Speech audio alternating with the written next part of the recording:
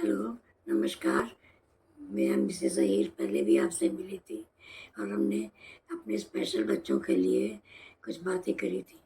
आज मैं फिर उससे ही आगे बढ़ना चाहती हूँ कि जब बच्चा 1 साल का हो गया, कुछ चलने लगा या खड़ा होके देखने लगा, तो उससे आगे का हमने क्या-क्या करना है।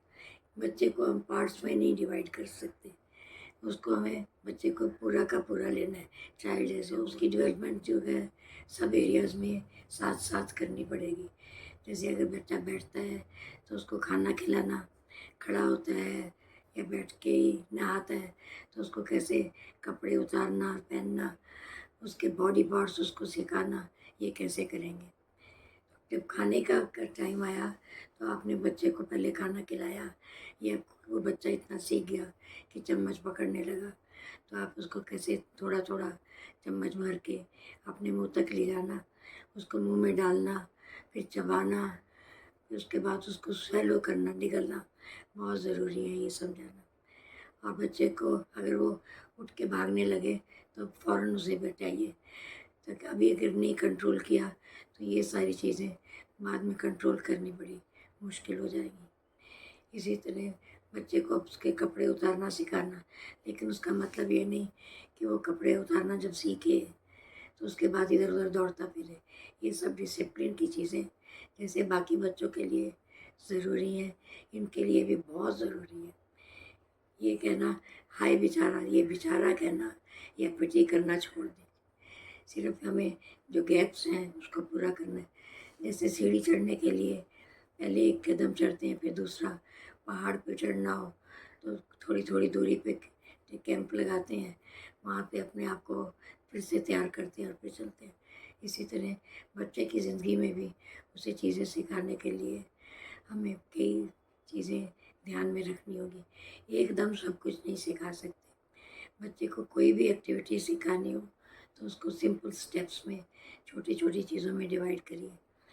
जब वो पहले अपने ऊपर करके देखे कि आप ठीक बैठती हैं, अगर आपको ठीक लगे तब बच्चे पर भी अप्लाई करिए, लेकिन एकदम से नहीं, थोड़ा-थोड़ा करके। और जो भी काम करें उसे बड़े प्रैक्टिकल वे में लगातार करें, उसको आसान बना के करें और उसके कितने उसके लिए यूज़फुल है उसको देखते हुए करें। उसके बाद बच्चे का, क्योंकि इसने इसी सोसाइटी में रहना है, अगर वो उद्यमी होगा, शोर मचाएगा, इधर-उधर भागेगा, तो कोई भी नहीं चाहेगा आपके साथ वास्ता रखना, ना कोई बुलाएगा, तो आप अकेले पड़ जाएँगे। हमें तो सोसाइटी की बहुत हेल्प चाहिए, इसलिए बच्चे को ठीक से बैठना, वो आवाज़ देने पर जवाब देना, ये सारा कुछ शुरू से ही सिखाना पड़ेगा और उसको छोटी-छोटी कर्टसी के लिए भी सिखाना। जैसे आपने उसके लिए कुछ किया तो धन्यवाद या थैंक यू बोले। ये सिर्फ़ आपने ही नहीं, अगर आपने कोई हेल्प रखी हुई है, उसको भी वो उसी तरह ट्रीट करे। ना ये नहीं रखना कि सर्वेंट्स को थैंक यू क्यों कर रहा है, या आने पर उनको नमस्ते क्यों कर रहा है, ये बहुत ज़रूरी है।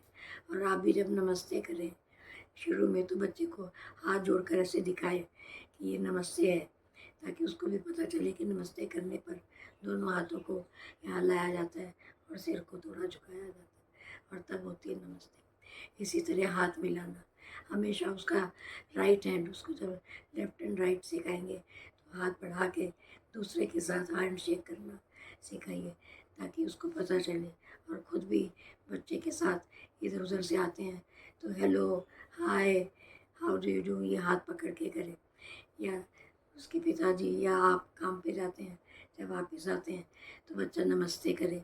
ये सब चीज़ें इनबिल्ट हो जानी चाहिए।